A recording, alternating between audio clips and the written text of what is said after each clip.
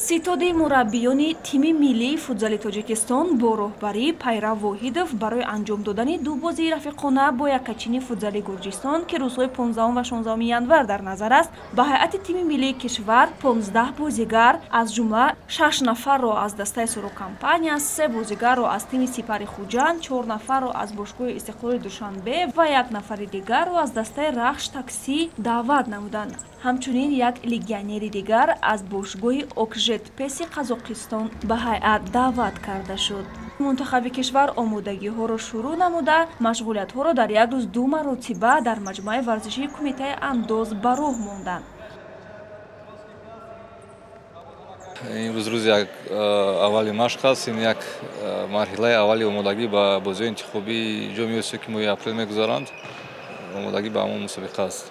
امروز 15 بازیگر، 3 بازیگر از دسته سپر، 4 بازیگر از دسته استقلال، 6 بازیگر از دسته سرو و 1 بازیگر از دسته رخش و 1 بازیگر از دسته گروپسی قزاقستان.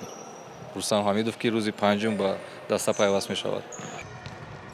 با اطلاع سرمربی باری اول به مشق‌های دسته‌جمعانه منتخب یک باره 4 بازیگر جوان از هیئت باشگاه استقلال شهر دوشنبه دعوت گردیدند. عبدالقیوم عمرов از این تیم در برابر دیگر همتایان خود باری اول است که به تیم ملی فوتبال کشور شامل می شود. عبدالقیوم از آن خوشحال است که در برابر دیگر بازیگران پرقوت کشور هنرنمایی خواهد کرد.